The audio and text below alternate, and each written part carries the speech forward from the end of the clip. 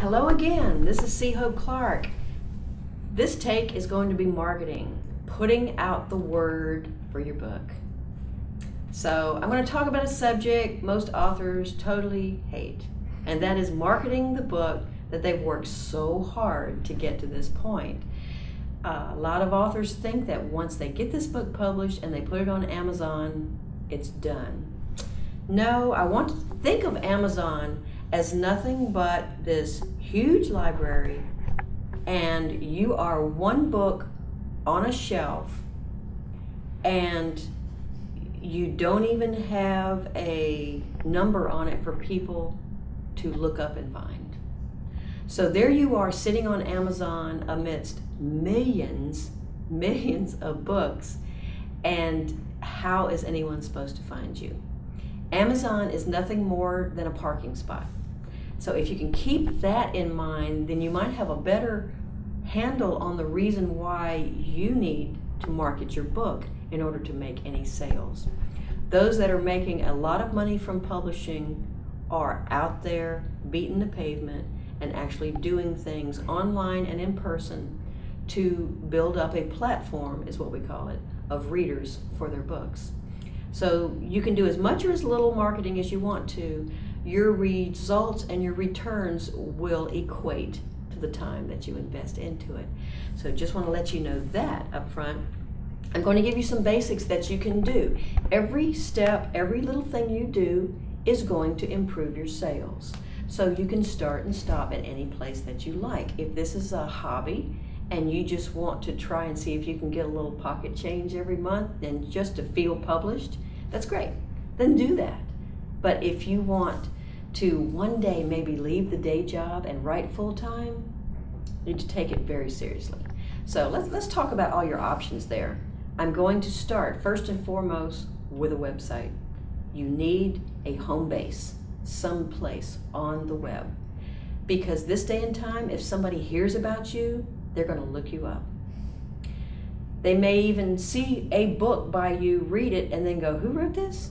Because they don't care who the author is when they start off with. The first time they read you, they don't care who you are. They just want a good story. Most readers just want a good story. How many times has somebody said, I just read this great book, and if you ask, well, who wrote it? And they go, I don't remember, but it was, and they commence to telling you about the story. That's the way the average reader reads. So, in case somebody wants to look you up to see they like your book, suddenly I found a new author, I want to know what else they've done. They need to be able to look you up online. Don't disappoint them by having no place. If you do that, you have lost a reader. So let's talk about that. Create a remarkable website. Your bio, please make it brief. We do not need your life story on these websites. You only need what's pertinent to you as an author. Okay. We need a good picture, and we need a tagline. What type of writing do you do? What type of books are yours? So you need some little catchy lines that people will remember. Ways to contact you. They need to be able to connect with you. You will get email. You will find fans. Your book cover, your ISBN number in case somebody wants to look it up other than just by title. A short book synopsis. We've talked about this in all the other sessions I've done. It's similar to the blurb on the back of the book. You know, everybody picks up that book and flips it over and reads that little short part on the back. That needs to be just superb, and that needs to be on your website. Any awards, even any professional organizations you belong to, anything in your life that could transcend into your life as an author and raise it up a notch. And it can even be something quirky and personable. You know, if you happen to be a scuba diver, you know, and that just happens to be your hobby, what you're doing is giving them something else to latch a hold to remember you. With mine, it's the beach now. You know, a lot of people think of me as that beach author, but those that have followed me for a good number of years know I have dachshunds and know I have chickens. I can go into a room where I have never been before and have somebody say, how's Winnie doing? And that's my dachshund's name. So it's nice to know that people are connecting with you at that level. in a little more personal level, and that is what they want this day and time. So there needs to be quoted reviews. You need to have reviews on there, as well as links to where the book can be purchased, and any kind of little trivial facts, just little points of fun. Do something to make them remember you. Or hire, now let's stop. Let's just say you don't know beans about doing a website and you want to have a great one out there, then hire somebody to do it. You can hire somebody you know. Please make sure it looks polished. Or you can hire a professional that does it full time and anything in between. So make sure it is a sharp looking site. I've given you on a handout, there's a handout affiliated with all of these videos, and this particular one will give you a list of a dozen sites that focus on purely author websites. They will open your eyes as to what the opportunity is for some fun, crisp, sharp websites. So look at those. Even if you want to design your own, it'll give you some great ideas. So let's see, let's target your niche market. You have your website. What are you going to do with this, and where are you going to put the word out? First of all, you need to know who reads your books. Everybody is not the right answer, because every book is not for everybody. You need to understand what is your genre, who reads your genre, the age group, maybe even the economic group, a geographic regional group. You need to think hard about who actually will pick up your book. For instance, in my first series, it was set in rural South Carolina. Occasionally, you'd have farmers and the rural essence of the state come into my stories. That is not going to fly in Trenton, New Jersey. So I knew not to hit the urban settings that are prevalent in New England. My books are not big sales in New England. However, they are huge in Iowa and Nebraska and out in the Midwest. It amazed me, the difference that it made. I have a huge following out there simply because I mentioned farmers. So keep in mind who you think your market might be. Then you go online and look, where are these clubs? Where are these forums? Where are these Facebook groups? Where are all of these people that want to specialize in certain things? You've got a lot of Facebook groups out there that are mystery readers. You write mysteries, why aren't you belonging to those? So keep that in mind. There are local clubs. Think of magazines. There are all types of magazines out there, and it doesn't mean because I'll use mystery since that's my genre. Because you write mystery doesn't mean you just look at mystery magazines. You can actually look at law enforcement magazines. You can look at private investigator magazines. I can look at Edisto magazine since that's the setting for my book. You're looking for anything you can tap out of the substance of your book and go to those people. Book clubs are phenomenal. Book clubs are pretty open-minded as to genre and will read just about anything, and they are great. They always want a new quality book, so try to find out where the book clubs are in your state. Ask people who read where they get their books. That's simple. Ask them about that because you want to go there. Next thing, consider an email list. Nowadays, people want to keep up with their author. Does not mean you have to do this every Friday, put out a newsletter thing. It means that at least twice a year, if not 4 times a year, some do it once a month. That might even be too much. But you are letting your readers know what you're doing these days, what's your work in progress, and when your next book will be out. They want to know that. A lot of authors will just wait until they have a book about ready to come out. Or they may do one that maybe they went to a conference and they were the keynote speaker, so they'll do a session showing pictures of them speaking as well as other authors in the room. So you want to keep in touch with your readers on a personal level, and with a newsletter, it feels more special than just on social media. So right now, newsletters are the up and coming thing. I say it's just come back around full circle. because newsletters have been around since about 97, 98, but they phased out in favor of blogs. Now suddenly everybody's a blogger and people are coming back to newsletters. They just feel a little bit more personal. If you want to do that, there are places like MailChimp.com, aweber.com, and ConstantContact.com that will help you prepare some very, very pretty newsletters to go out, and they're very simple to follow. Set up your Amazon Author Central page. I am always dismayed at seeing how many authors put their book on Amazon and don't take advantage of the Author Central page that Amazon provides for you. It is simply you downloading pictures of yourself, your books. If you've got videos, it will connect to your Twitter account. It will connect to your blog. It's the simplest, greatest little spot online for you to have, and it's free if you have a book listed on Amazon. As a minimum, do that if you don't have a website, and use it.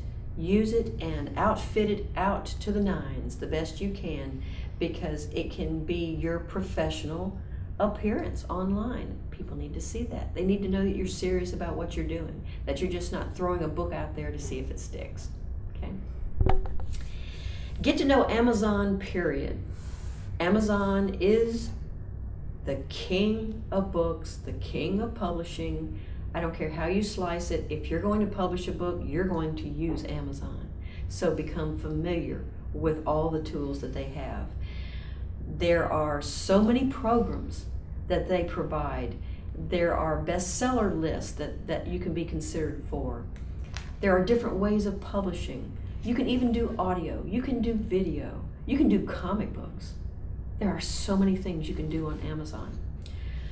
Consider a giveaway or a discounted item. This day and time, we bait people with something free or on sale.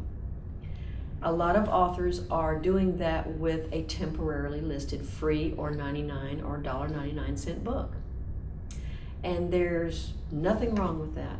That way they get pulled in, they read your book and go, oh, well, I like this person. They were able to take a chance on a new author without spending a lot of money, convincing themselves that maybe I'll go over here and spend $10 for the other book.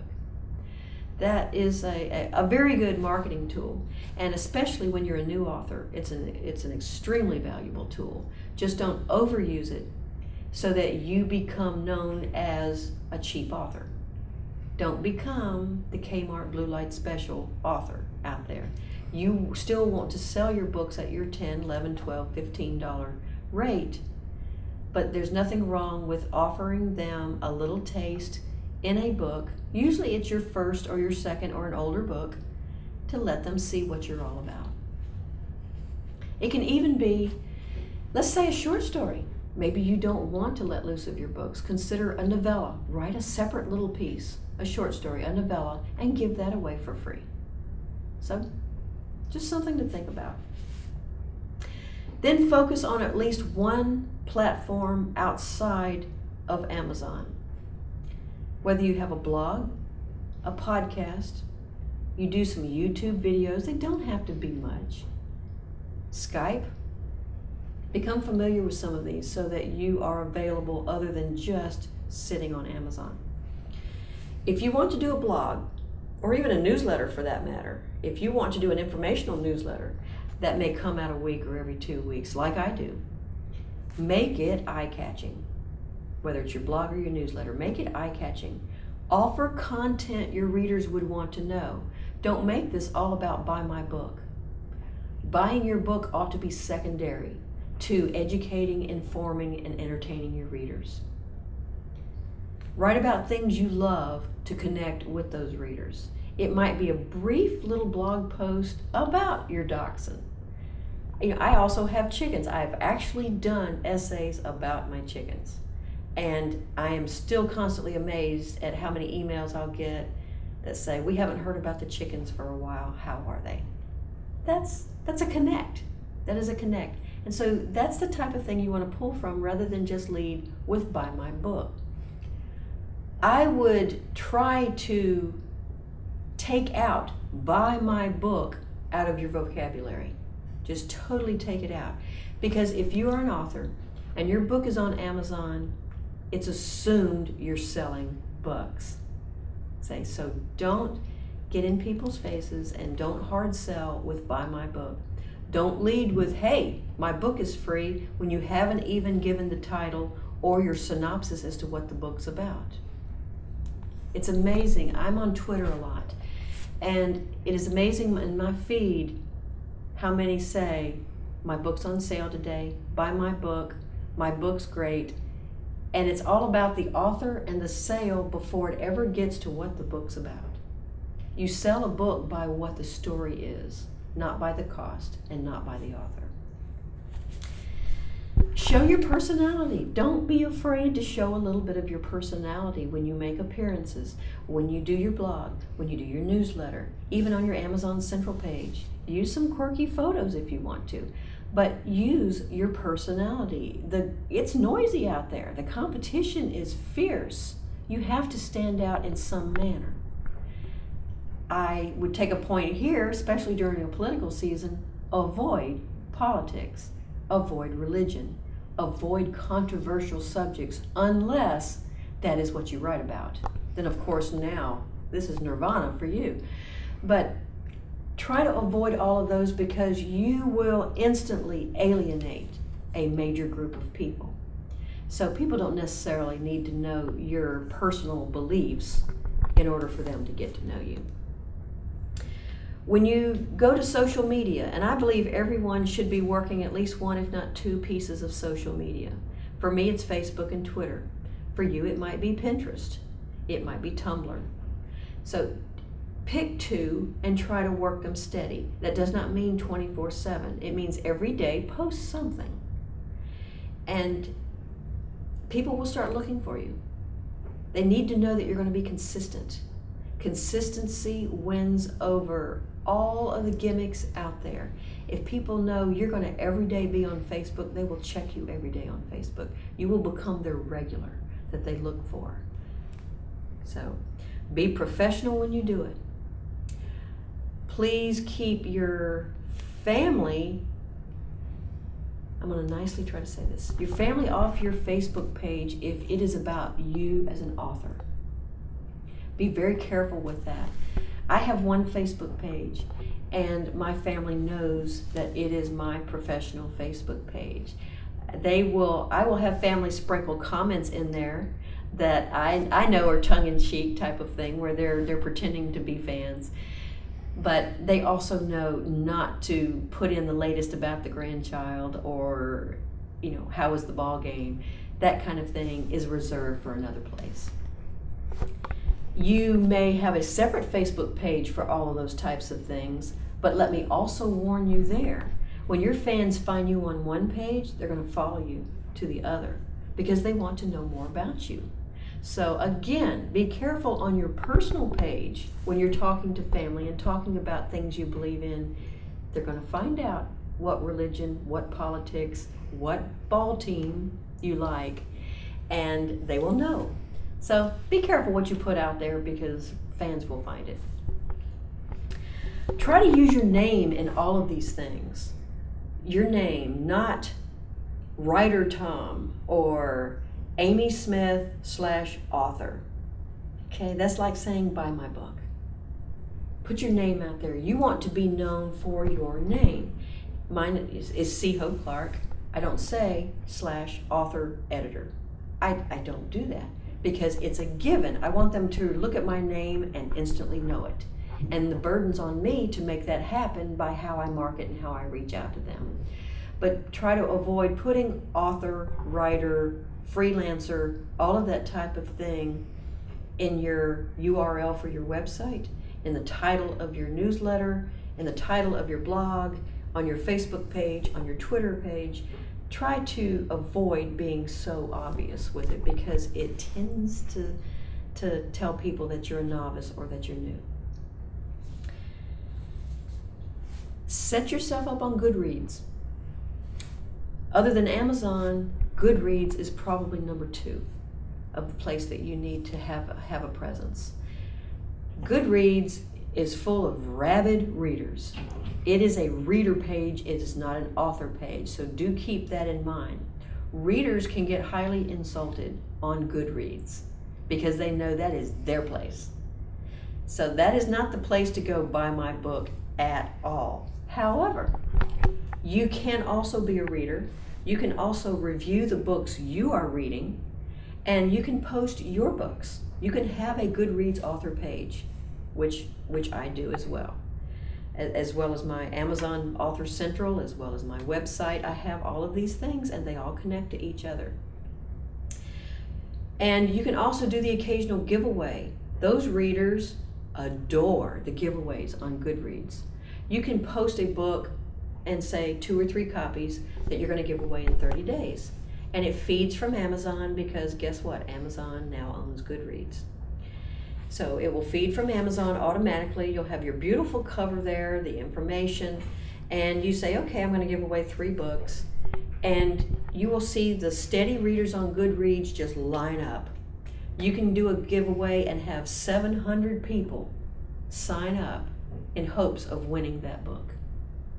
And as a result, what happens? They learn the title of your book. They look at the cover, and they take a look at who you are. It's a way to make people pause and recognize you as an author with a book. You'll actually gain a few fans even if they don't win the book.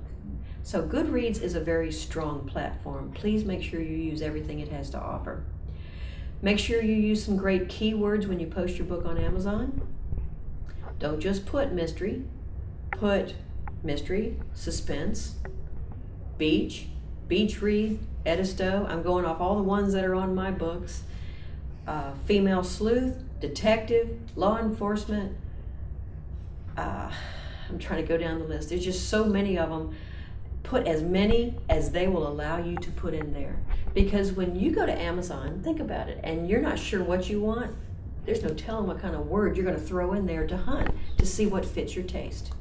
So that's what you want to do, is put as many good keywords in there as they will let you put in. Release your book with at least 5 reviews.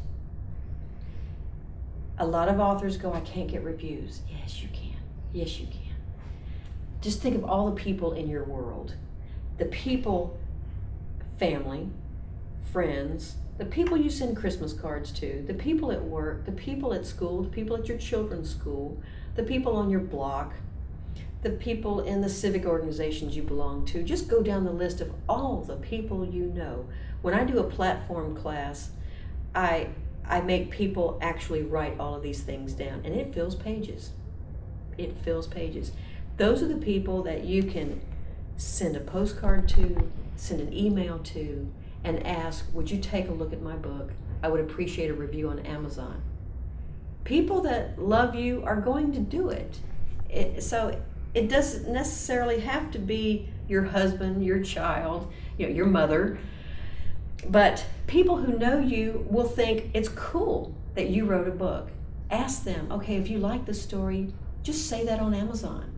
It does not have to be a big formal review. They can do 3 or 4 lines under 100 words and just say honestly what they liked about the book. They don't have to say, she's my next door neighbor and she gave me this book. She needs to just act like, I received a copy of this book, I read it, wow, this is what I liked about it. It's that simple. So you can get 5 reviews doing that. So please do. There's nothing sadder than to see a book up on Amazon with no reviews. It is a turnoff. Nobody's going to buy that book if they think nobody else has read it. Also, don't think they all have to be 5-star. If you see a book that has 500 5-star reviews and nothing else, it's immediately suspect, because you think somebody has either bought those reviews or they have gone to everyone and said, I only want 5-star reviews. They have set it up, and you are suspect. Now, that may not be the case. It might be a great book, but I promise you, if they don't see a 1, 2, or 3-star somewhere in the mix, they think it's not legitimate. So when you get your first 1 and 2-star reviews, say, great, it's done, I got them, I'm good. I held my breath on one of my books because it took a long, long time for somebody to actually give me a 1-star review. And I was worried readers were going to think just what I described. And it took probably 2 or 3 months before I got one. And I was actually grateful to see it pop up there. So we want to be in the real world, y'all. And readers, when they're looking for books, want to feel everything is legitimate. I listed also on your handout a list of places you can go to request reviews. Keep in mind, with as many authors as there are out there, everybody's asking for reviews, so it may be a little difficult. But I gave you some sites that, if they accept you, will give you some very, very good reviews that look phenomenal on Amazon. Keep in mind, you're going to give away books to get those reviews. Somebody who buys a book doesn't necessarily feel obligated to do a review. However, if you give away review copies to people and say, here, I'm giving these away in exchange for an honest review on Amazon, would you be glad to do it? You're going to get more reviews that way. Even then, keep in mind, you'll get half of them forget to do the reviews. It will hurt. It will make you a little upset that you invested money in giving out free books only for those reviews not to come back. It's the price of doing business. Just know that.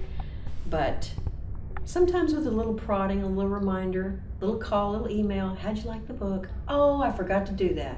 You'll shake a few more loose. Just don't go out and go, I gave you a book and I expected a review from it. Don't alienate a reader at all, because you want them to keep coming back. They may not have given you a review, they may have liked the story, so they'll buy book 2. Eventually, you'll probably get a review out of them. Use other people's platforms when you're marketing. So when you see other blogs out there, ask to guest blog on them. When I have a book release, I put out on my Facebook page, I'm willing to do 15 guest blogs, who needs one? And I get people raising their hand, mine, would you please do one for mine?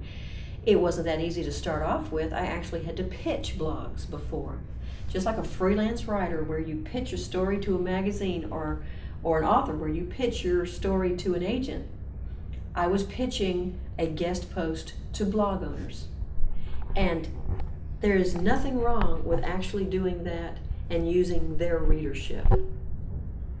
That will gain you a lot of new readers. It means a lot of free writing. It means you doing a lot of little blurbs, little 500 to 1,000 word pieces, and not getting paid for them. However, that is the price of promotion. And if you can land a bunch of those, I promise your sales will start ticking up. And a lot of those people hang on. Just remember, you may feel nothing's going on. You've got people out there waiting for your writing. So once they read one of your books and like you, you have some of those that will be repeat, steady fans. They will tell other people, but they're also waiting for you to put out your next book. If you're going to write a book, you're going to have to write 2. You're going to have to write 3. That's the way it is right now. We're a Netflix generation. We binge. So when you like an author, you pick up whatever else they've done. That's the reason it's difficult when you only have one book out there. It's difficult to find people who will stick with you. So people often will read a new author and go, where's the next book, and be disappointed. So you don't be disappointed in that first book. Get 3 of them out there, and then you will have people excited that they can binge in a weekend and read 3 books.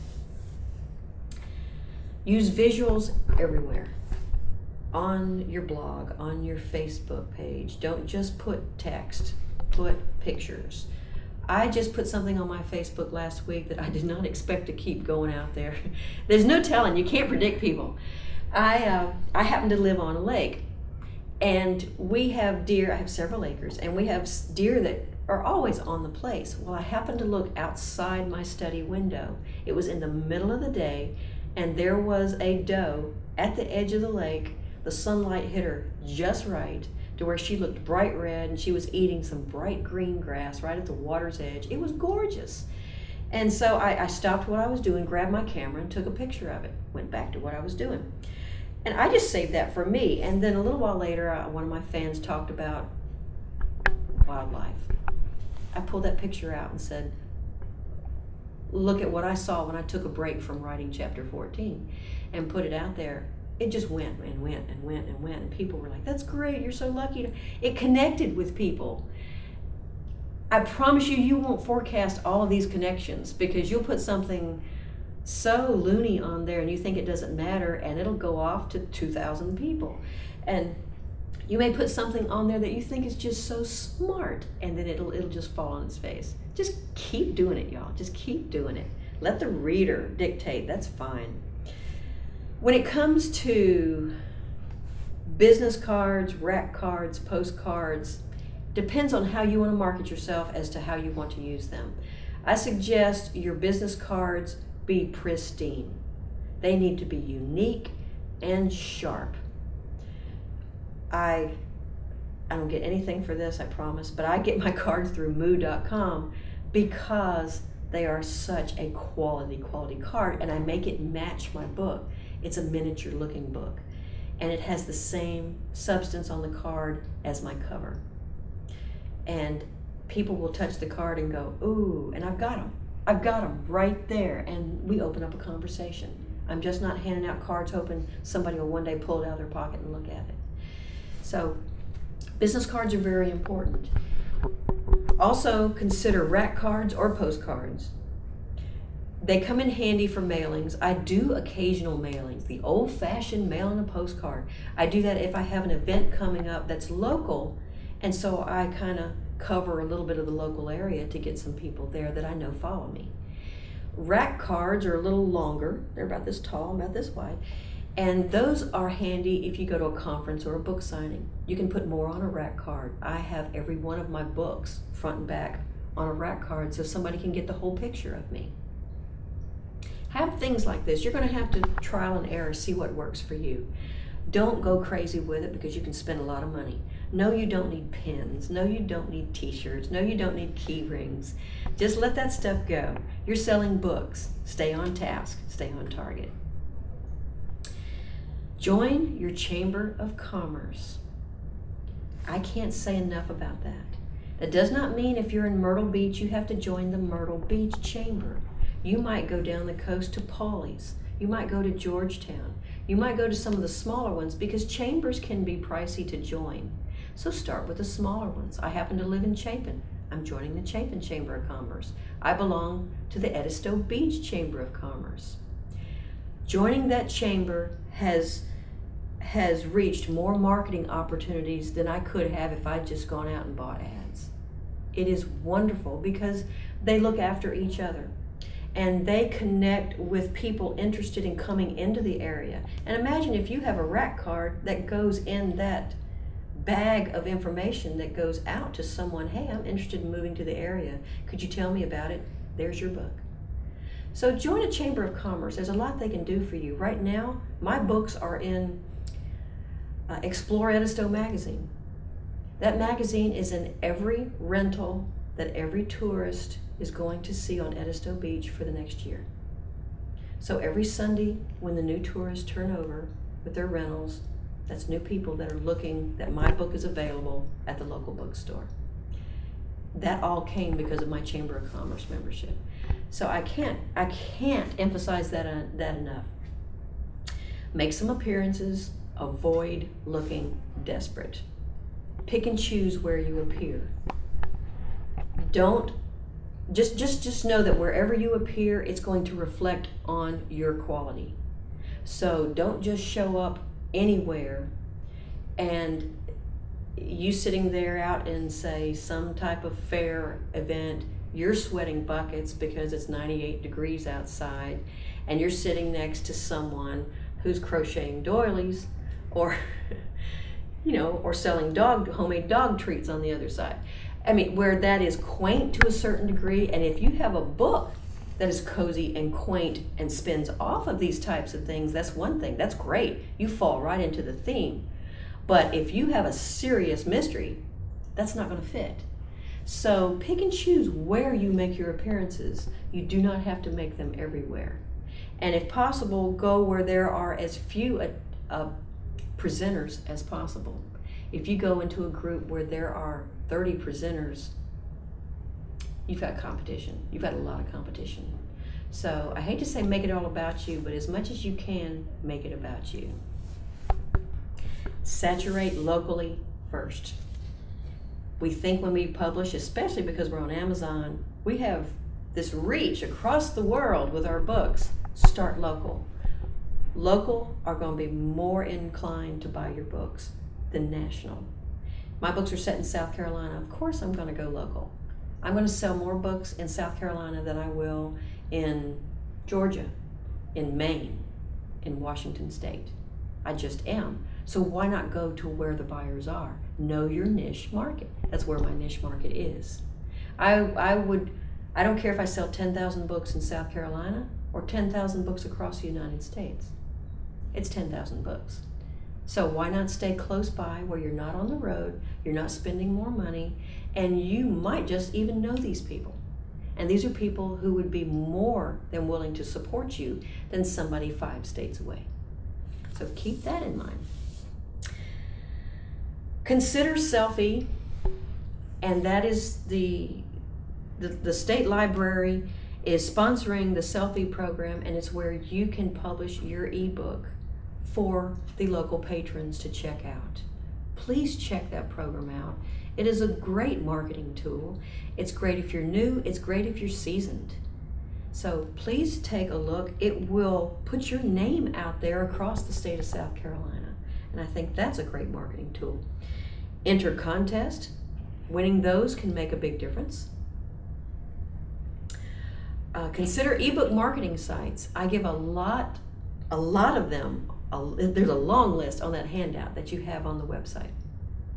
So please take a look at those. They will actually take your discounted book, or if you happen to have a sale, and they will splashy advertise it out there to their followers who only buy discounted books. You might spend $30 for one of those spots. You might spend $2,500 for one of those spots. Regardless, you will make your money back 3, 4, 5-fold because those readers are avid readers. So I've given you a lot of ideas on marketing. It's a matter of planning, of feeling comfortable with the fact that you are going to have to sell yourself without saying, buy my book. I hope that resonates with you. You have to keep writing. I can't say that enough either. You will get into marketing and it will take up your time. You will spend as much time marketing as you ever did writing. And you will reach a point where you think, I can't write another book. I just don't have the time. I come home too tired, or I've used up all my writing hours today, or I have family commitments. It will back up on you, I promise. And it gets to be very, very busy. But please find time to keep writing. Like I said, if somebody suddenly likes you, they discover you, they want to read more of you, keep that factory going. Keep the production going. Always have something in progress. Always have something ready about to come out. If you can be consistent in being an author, you will find consistent readers. So I hope that is a good note to end on, that you are an author, you need to own it, you'll need to own the marketing as well, but bottom line is keep writing, and eventually you will find the writing will sell itself. So thank you very much.